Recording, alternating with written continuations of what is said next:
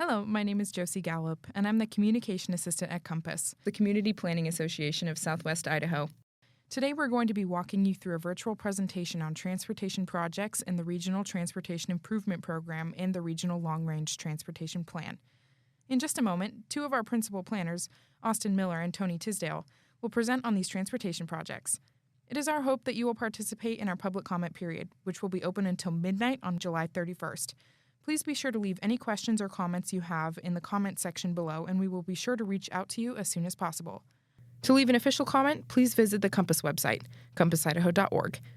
Before we get to the details of the comment period, here is a brief overview of Compass. Compass is the forum for regional collaboration in Southwest Idaho that helps maintain a healthy and economically vibrant region, offering people choices in how and where they live, work, play, and travel. This is also our vision statement.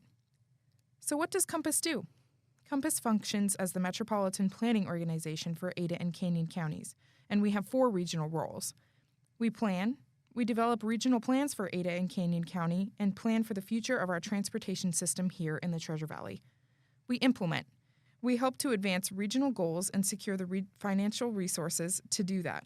We offer grant assistance, have our very own Communities in Motion grants, and regularly assist member agencies in acquiring funding. We offer technical expertise. We are a regional source of data and expertise in geographic information systems, also known as GIS, demographics, modeling, and we offer mapping services and much more. We facilitate.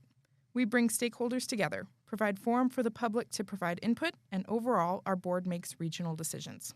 This presentation focuses on the planning and implementation roles, the Regional Long-Range Transportation Plan, and getting those projects funded.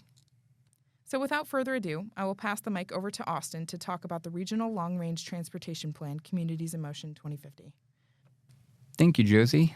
I will briefly introduce what the Regional Long-Range Transportation Plan is, why we are amending that plan, and what the proposed projects in that amendment are. The Regional Long-Range Transportation Plan is required for areas such as the Treasure Valley with a population of over 50,000 people in order to receive federal transportation funding. In general, these plans look a minimum of 20 years into the future. They are updated every 5 years.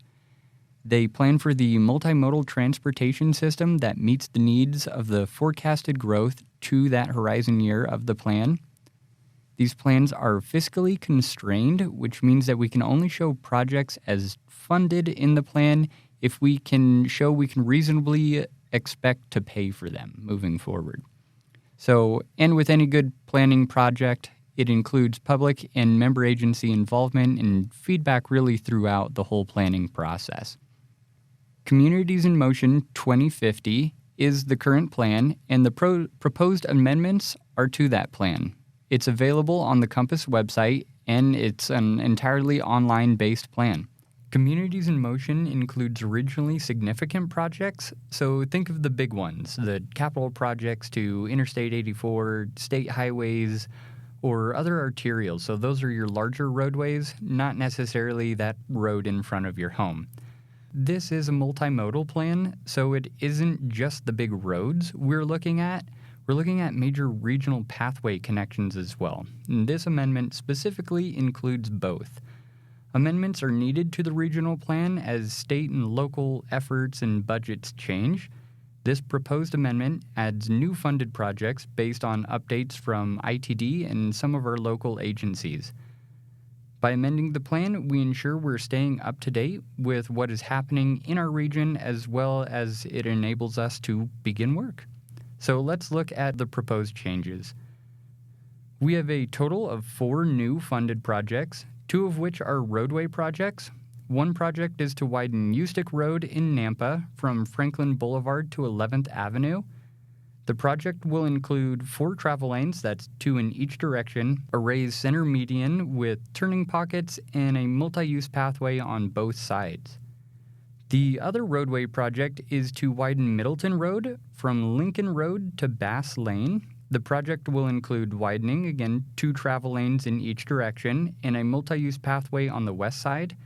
This project is being completed through a cooperative agreement with the local development community, so I did want to take a moment and tout this one. The Middleton Road corridor is the #1 unfunded priority local roadway corridor in the Treasure Valley, according to Communities in Motion 2050. So, funding isn't necessarily identified for the whole corridor, but this project is a real step forward in funding nearly a mile of our #1 priority. So, it's a big congratulations to the cities of Middleton, Caldwell, and the development community for working collaboratively to get some much-needed infrastructure built.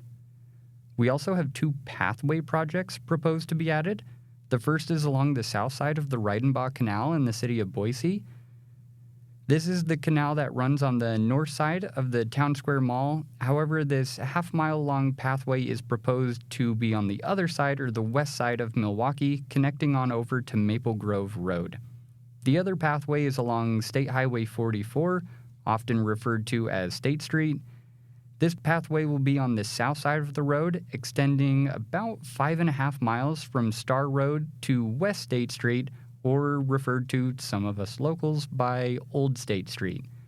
If you're looking for a bit more info on any of these projects, the list of the proposed changes is available online, so please go and check it out. And with that, I will pass to Tony to tell you more about the Transportation Improvement Program. I'm Tony Tisdale, Principal Planner and Team Lead for Resource Development. We hope that we can introduce you to our programs and provide what you need to review transportation projects in the Treasure Valley. In this video, we'll provide background on the materials that are available online for your review. I'll describe the Transportation Improvement Program, which we call the TIP. We have 3 reports that will help you wade through all the projects we anticipate will be funded over the next 5 to 7 years in the Treasure Valley. The detailed project list, the basic project list, the major changes list, an interactive map, and I'll also give you a summary of each of these reports and how to use them. And then we'll cover the timeline or next steps in the process. This presentation focuses on the implementation role, getting projects funded. My team works very closely with our member agencies, your cities, counties, highway districts, and also some special members. We coordinate funding programs for all modes of transportation projects in the Treasure Valley, or you may know as Ada County and Canyon County. We facilitate funding and programming for roadways, public transportation, and active transportation. That's for projects for bicycles and pedestrian users. During this public comment period, we're asking you to review projects and provide your comments to the Compass Board of Directors regarding the types of projects as well as the specific projects that are included in the draft project list. You will find links to all the review information on the Compass website. Developing the TIP is an ongoing process, taking more than a year to update. Needs are identified in Communities in Motion 2050 that Austin just talked about, which directly impact the projects funded in the Regional Transportation Improvement Program. Your agencies submit applications to fill transportation needs to feed into the TIP development process through the federally funded project list. The highest ranked projects are funded through various programs we manage. We are focused now on those projects moving forward for funding. The Transportation Improvement Program includes federally funded projects, state-funded, and regionally significant projects, no matter what the funding source, even if they're funded by a developer. Needs that are unfunded go to the unfunded project list, and we continue to look for other funding sources. Next, I'll walk you through the various reports we have so that you know what you're looking at and how to find information. The detailed report, as you can see, includes a lot of information. Much of it is federally required, but some items are provided to help you better understand the project. The report is almost 100 pages. Please know that before you try to print it. It includes all the details of a project, including previous expenditures or those costs that were obligated before fiscal year 2026, a total cost of the overall project, funding source, match, etc. A few things to note: projects are listed in alphabetical order by title. All the amounts are in thousands of dollars. The main reason for the truncation of the dollar amounts is just to make all the information fit on the page. It's true that we can't construct an ITS project for a little over $2,700. That project will cost $2.8 million. Because of limited space, we also use some acronyms. We try not to use too many acronyms, but many of the programs have lengthy names.